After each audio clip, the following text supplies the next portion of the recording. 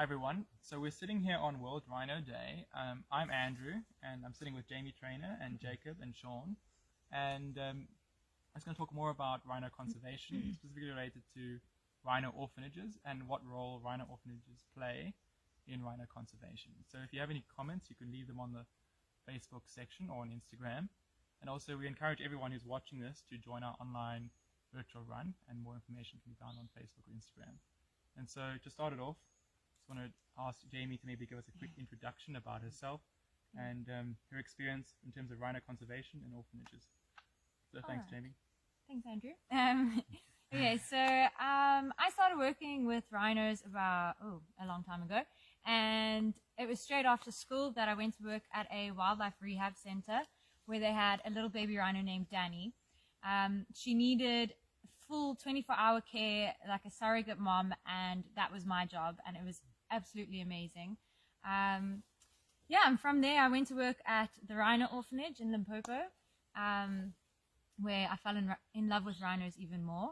The Rhino Orphanage does amazing work. So pretty much what they do is when a rhino is poached, she often has a baby, and the poachers will sometimes actually kill these babies as well, but when they don't, we would then go and fetch these babies to take back to the Rhino Orphanage and then hand raise them, which is a very long process. They're usually with their mothers till they're about 3 years old, so the rhinos would stay there till that time.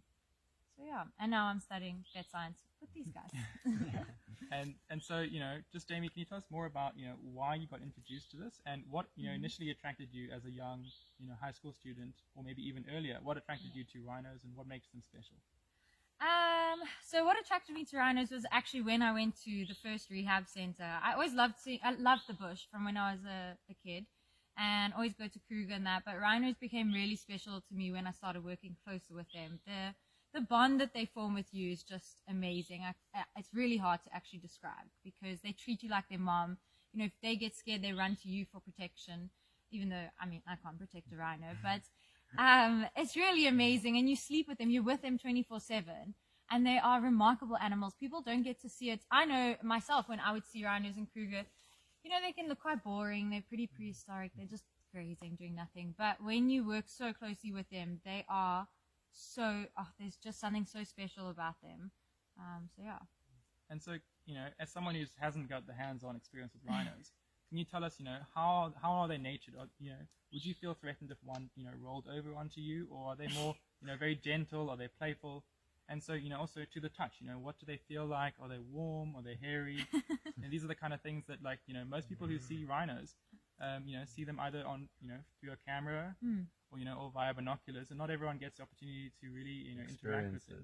Yeah, experience it. Okay, so the touch question, they do have fine hair all over their body, which you don't see from any kind of distance, but it's little black hair. And they've got very hard skin. They almost like, I think of them as being like armor plated. But they do have a very soft spot under their leg, and that is the way into any rhino's heart, is you just scratch under their leg, and they honestly, some rhinos will sit down and roll over to get a belly rub. And that's honestly how you bond with them. It's amazing. So yeah, rhinos rolling over, not scary, unless it's a big rhino. You can get squashed, so you got to be just careful where you put yourself. But usually most of them are really gentle. When they get to know you and they trust you, they are such gentle animals. I've never felt at any point, unless I was working with a completely wild rhino. Obviously that's a bit scary, but with the younger ones, I never ever felt in danger, nothing. When they first arrive at the orphanage, they're completely wild. Now you've taken this baby rhino from its mom, who it's just witnessed being poached by humans, putting it into this concrete room, and now us humans are trying to go in there and force it to drink or whatever, which is very important. We do need to get them to drink. But what was I going to say now? Sorry. Well, do you think that these rhinos display signs of like post-traumatic stress? 100%. And if they do, what do you like? What does it look like? And how do you think about, how do you go about dealing with that? Yeah. How do you treat it? Well, it depends on the rhino. Some rhinos are really traumatized. I've seen some rhinos come in and within a day they love the human that's with them, and other rhinos have come in and after weeks and months, when you take them out for a walk in the bush for the first time, they run off searching for their mom, crying, and the call that they make breaks your heart. It is absolutely horrible. We've had rhinos, when you put them in the room, circle trying to climb out the room. I mean, rhinos don't climb, but they are trying to get out of that room to find their mom. They can't understand what's happened. So it's really heartbreaking. Some of them take a long time. A lot of the babies are actually injured by the poachers. We had one rhino who was shot, so that was really hectic for her. Another rhino was hit with a machete. So it's mega wounds that they also have to deal with, and then they're pretty scared. We've had some rhinos. One rhino in particular freaked out with the smell of cigarettes, and nobody there at the orphanage smoked. So we actually think it was linked to the poaching very incident. interesting. Yeah. And now, and now, like with rewilding them, because you said it's so tough to get them from the wild back into captivity. Now, surely it's such quite a mission to get them back into the wild. Eventually, can you run us through the whole process? So pretty much the aim of the orphanage is to release them again. So a lot of the work being done is with that in mind. In the beginning, especially if they're young rhinos, it is really important to form that bond because they stress a lot when they're alone. I mean, they're with their mothers 24/7. So once again, it all depends on age, but let's say it's a really young rhino. You would get them used to humans, get that bond. And then as they get older, the best thing that seems to work for them is to actually group them with other rhinos that are close to their age. Those other rhinos, they then do all the social stuff that rhinos need to do and be rhinos. And it's also part of the process. So initially we would take them for walks, just the human and the rhino, the mom and the rhino. And then eventually you start taking them for walks in their little baby crushes, rhino crushes. And then after a while, you actually start leaving them out there alone. So you would walk out with them and then leave them for the rest of the day, and then they come back by themselves. And then eventually you would just open the gate and let them go out alone for the day. But they still would come back for milk and everything. And that's kind of part of the process. Eventually they get weaned off of milk, and then they don't really see humans anymore. And it does work really well. Especially if we have wilder rhinos coming in, they kind of teach the tamer ones to be wild. And now, how long is the whole process, from the rhino getting there to getting back in the wild? Just an estimate, does it depend on the rhino? It depends on the rhino. Usually 3 or 4 years. Okay. Yeah. And in terms of conservation, how useful are all these rhino orphanages around South Africa in terms of fighting the battle against poaching? No, they're really important. I mean, the way that the poaching was going, especially over the last however many years, it was increasing at such an incredible rate, and there were baby rhinos everywhere. And the fact that more rhino orphanages popped up around the country made it easier on the existing ones to take off the load. And also everybody helps each other, which I think is really important in this industry, to talk to everybody. We actually fetched one of our calves was all alone. We didn't have another one anywhere near his age. So we went to pick up a rhino from another orphanage to move it there so that they could be together, because it's otherwise that rhino would have grown up alone. So it's really important that everyone works together. And also, sorry, one question. Why do you think the numbers of the poaching incidents in the past 2-3 years have actually dropped slightly? Is it because of... Well, you tell me. Well, personally, I think it's because, first of all, there are less rhinos to be poached, harder to find, and more obviously surveillance required by the poachers, as well as, I personally think, just the amount of effort and money and awareness being spread, as well, and the money being put into anti-poaching units, and contribution towards that. Yeah, definitely. Have any other? No, you said it all. Okay. That is the reason. I think it's really good, though. I think it is important, though, even though people aren't hearing about as much poaching, but it is still happening, and it mustn't die down so that people think, it's not going on anymore, because we're then getting less and less attention about this, and we still need everybody to know. More and more people need to be made aware of what's happening. Yeah, and when we say it's dropped, it hasn't dropped dramatically. No, definitely not. It's just slight from an increase. Well, can you speak to us about, what you think, how important is raising awareness, and, how important is educating the public? Do you think the public still, that's a huge, does not understand the real scale of the disaster? Because I think a lot of people, think of rhino poaching and think, okay, that happens occasionally now and then. But, I believe, it happens a lot more frequently than a lot of people are aware of. Yeah. And so do you think that, the public awareness and, just talking about it is important. I think it's a huge factor. I mean, it's also, a lot of people don't actually understand how many rhinos, you get the numbers, let's say, but they don't take into account, if that rhino was pregnant, she had a calf, or if that calf was taken to an orphanage and died later, that doesn't count as poaching. And it's part of all the poaching. The numbers are actually higher than what's being reported. But more people need to be made aware. I've still met people around here that don't know about poaching, and they don't know how bad it is. But I think a big thing as well is, when people think of rhino poaching, you think of all those horrible images that, with the rhinos with half the faces hacked off for the horn, which is what people need to see, because people need to know how bad it is. But they also need to see the nicer side. A lot of people also see those and shut down to it, and I don't want to look at that. I'll just pretend it's not happening. But that's what I think is important with the rhino orphanages, to show the people, this is the animal you're saving. Look at it. Look at the different personalities in each of these rhinos is amazing. They are so incredible. And if people can connect with that, if you meet a baby rhino and you connect with that baby rhino, you'll do more. That's actually what happened to me. I worked with them, and then I was like, oh my word, I'm honestly going to make my life about saving the species. So I think if more people can do that, we'll win. Is it at all possible to find a way for the public?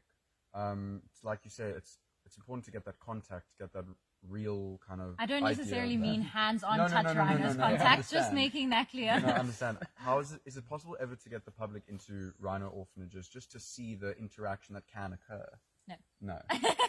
I say that because rhino orphanages, first of all, so the one that I worked at, it remains a secret location for security reasons. It is also a big thing to, so at that place, so volunteers could only come for 3 months at a time, because you don't want the rhinos to have to meet new people every 5 minutes. It's very stressful for them. So that's where I think public, it would be difficult. As much as you want people to see rhinos and that, and connect with them on that level, it would be impossible, and it would be, horrible for the rhinos to have to go through that. I think that's why social media is a great tool to use, to get people to connect by seeing all these videos of the rhinos playing and things like that, and seeing the carers interact with the rhinos. I mean, people are more than welcome to apply to volunteer at all these orphanages, and then you can work there properly. But for general public, I don't think it would be possible. So, And so maybe can you talk to us, for example, an international student or someone from overseas, is thinking about coming down to South Africa to join one of these orphanages and, take part and really experience this, what a rhino orphanage is like for 3 months, or maybe even longer. Would you have any advice, or would you have any recommendations or thoughts on, someone wanting to join and start again, at a rhino orphanage?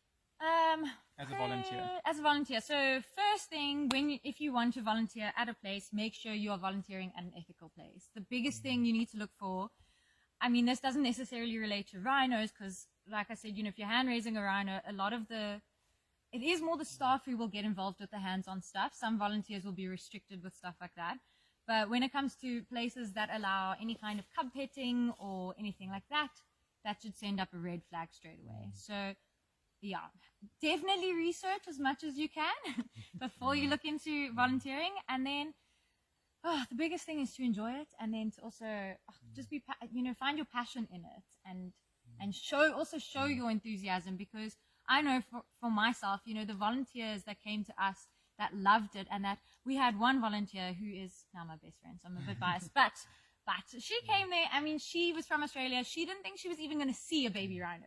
She wanted to come there to help us clean, to help us get the rooms ready for it. She really expected the least, and she didn't realize she was going to get in there and sleep with one of these baby rhinos, and it changed her whole life. So I think it's an amazing experience. I have volunteered lots of times, and I absolutely love it. I mean, and it's a great way to get a job at that place. You just squash your way in. Show your enthusiasm. Show your enthusiasm, show your passion. Well, I think, we can all really hear the passion in your voice. But I mean, can you, talk about, what kind of stuff would you like to see yourself doing in the future? Is this an avenue you would consider taking, after you finish your studies? Is this an avenue you would consider going down? Yeah, definitely. So my goal the whole time is to have my own rehab center for all of Africa's wildlife, specializing more in rhinos and other endangered animals. But yeah, that is why I wanted to study vet. Actually, was to make the rehab center better by becoming a vet, so that I can be the vet on call there and everything. But yeah, you never know what happens in the future. But that is the plan. That's the goal. / dream. / it will happen. Yeah, for sure. But I'd like to ask, the 3 experts I have next to me, and they're not going to say they're experts, but they really are. But so maybe each of you can give us, we'll start with Sean, or you can start with Jamie. Start with Sean. But can you just talk about, what do you think the most, crucial aspects to rhino conservation are? Is it a trifold approach? Are we trying to think about, anti-poaching, or are we thinking more along the orphanage line? I mean, it's incredibly complex because it stems from the demand for it, and obviously the majority of demand is your Asian kind of countries. So tackling that is a huge task, and that stems to kind of every aspect of not only law enforcement, also kind of in your like cultural kind of stuff. Yeah, like, cultural. It's impossible to tackle that because it's obviously ingrained in culture. But that's the long term. That's the long term goal, is to goal. reduce the demand. Obviously, what we can do right now is it depends on the immediate effect we can. Obviously, you've got to work the different areas. You've got to work on the long term goals, which is reducing that demand. However, and is obviously majority is international. And then short term is just like we've been doing, and like all the parts we've been doing, increasing the anti-poaching, also the awareness, the pressure on law enforcement, not only law enforcement, but higher government agencies or, big agencies to clamp down on all poaching of all endangered species, be it pangolin, tiger, rhino, ivory with elephant. Yeah, I think Sean's pretty much Summed touched it on up, most of it, but there's so many factors involved. Like, I think it's just like working on every aspect, from public awareness to getting communities involved. So, like the communities, getting the local communities involved in anti-poaching and actually teaching them like it's not cool, and also from up on top as well. Like, there's so many things that come together. Like, I think they touched on everything. touched on it. They got it with all. that local communities, it's more important than one might think, because obviously the poaching the demand stems from overseas, but what it's actually done is with local individuals. Yeah. So people who are in need of food, who are in need of general money, it's a desperation that overcomes every other natural instinct to keep an animal alive, for example. So tackling the communities that are obviously around areas that have rhino populations is key, in spreading education from a young age, should be integrated into the syllabus almost. So like teach them to appreciate Absolutely. it instead of like exploit it. So I think Which will education is a huge reduce their kind of their will to sacrifice that for money in a way. I think you speak on a good point, because I think education about conservation in general is so important. Absolutely. For example, it's not just conservation of rhinos, but maybe talking about conservation of wilderness and forest areas. I mean, like the Neisner Forest we're in now. These are kind of things that are part of being around for so many years, and it's really part of what makes this country special. And it makes the whole planet special. So these are the kind of things we really need to conserve. And so Jamie touched on earlier that if you lose one rhino, a pregnant rhino, you lose both the mother and the calf. But I think as well, in addition to that, you lose all the potential future calves that rhino could have had. And so just one death can really cuts out a massive potential growth in the population.